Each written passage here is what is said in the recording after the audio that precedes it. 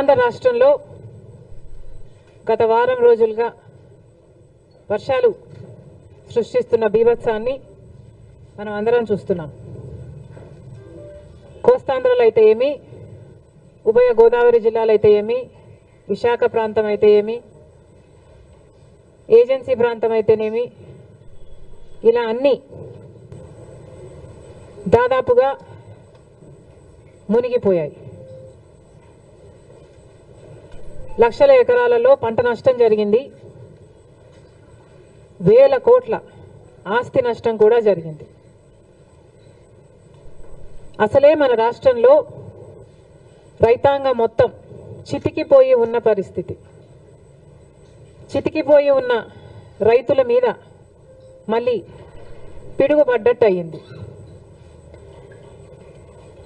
ఆంధ్ర రాష్ట్రంలో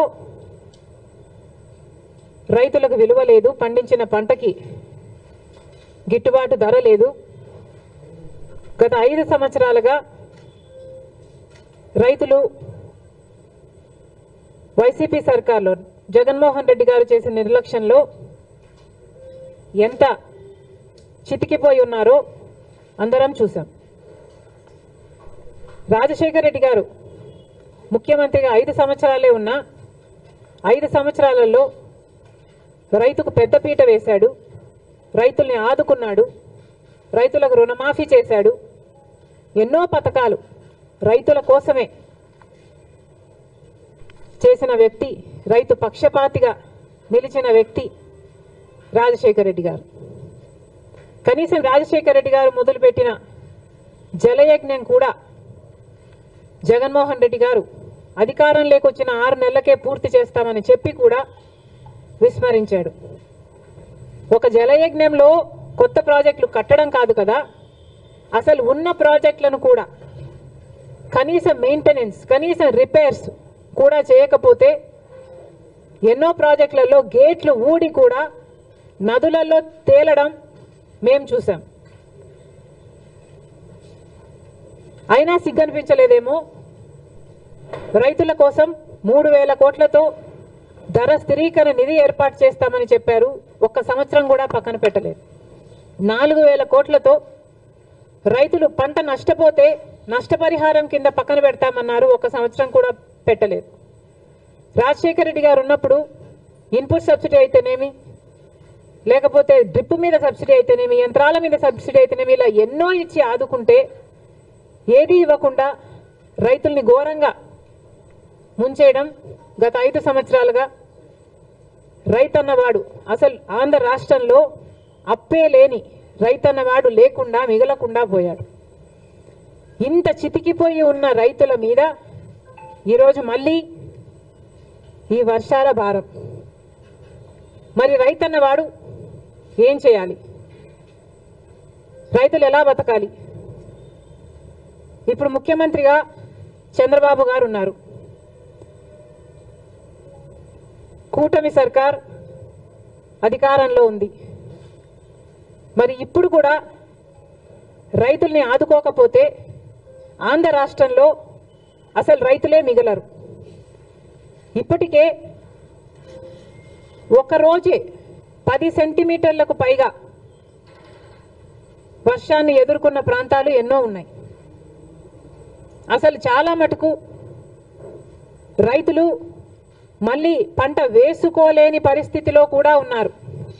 అంటే మట్టి పుడుకుపోయి, అంటే వేసిన పంట నష్టపోవడం ఒక ఎత్తు అయితే, మళ్ళీ ఈ వర్షాలు అయిపోయిన తర్వాత పంట వేసుకోలేని పరిస్థితులు కూడా ఎంతో మంది రైతులు ఎదుర్కొంటున్నారు. మరి ఇలాంటి వాళ్ళ పరిస్థితి ఏమిటి? మళ్ళీ చెప్తున్నాం, కూటమి సర్కార్ అధికారంలో ఉంది. చంద్రబాబు గారు ముఖ్యమంత్రిగా ఉన్నారు. ముఖ్యమంత్రిగా ఉన్న చంద్రబాబు గారు మన రైతుల గురించి, వాళ్ళ పరిస్థితిని గురించి ఆలోచించాల్సిన అవసరం ఉంది. రైతులను ఆదుకోవాల్సిన అవసరం ఉంది. కూటమి సర్కారు అధికారంలో ఉంది. అయినా కూడా బీజేపీ వైఖరి మన పట్ల ఎలా ఉందో ఒకసారి ఆలోచన చేయండి. నేషనల్ డిజాస్టర్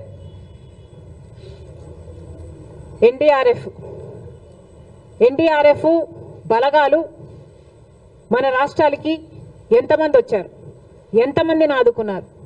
ఇదే వర్షాలు ఒకవేళ యూపీలోనో గుజరాత్లోనో పడితే అక్కడ ఎంతమంది బలగాలు ఉన్నారు? మన రాష్ట్రం అయితే ఎందుకు ఈ సవతి తల్లి ప్రేమ? ఇంకెన్నాళ్ళు?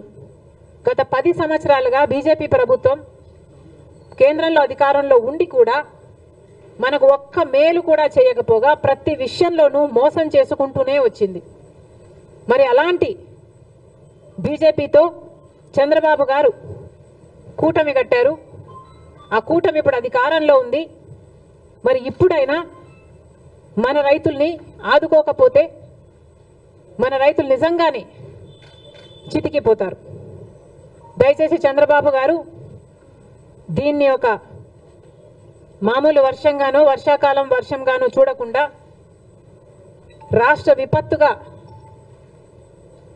దీన్ని పరిగణలోకి తీసుకొని ప్రతి రైతుకి ఏం కాంపెన్సేషన్ ఇస్తారు, ఎంతమంది రైతులు నష్టపోయారు, ఎన్ని ఎకరాలలో పంట నష్టం జరిగింది, ఎన్ని వేల కోట్ల ఆస్తి నష్టం జరిగింది, ఇవన్నీ వెంటనే లెక్కలు వేసి రైతులను ఆదుకోవాల్సిన అవసరం చంద్రబాబు గారికి ఉంది.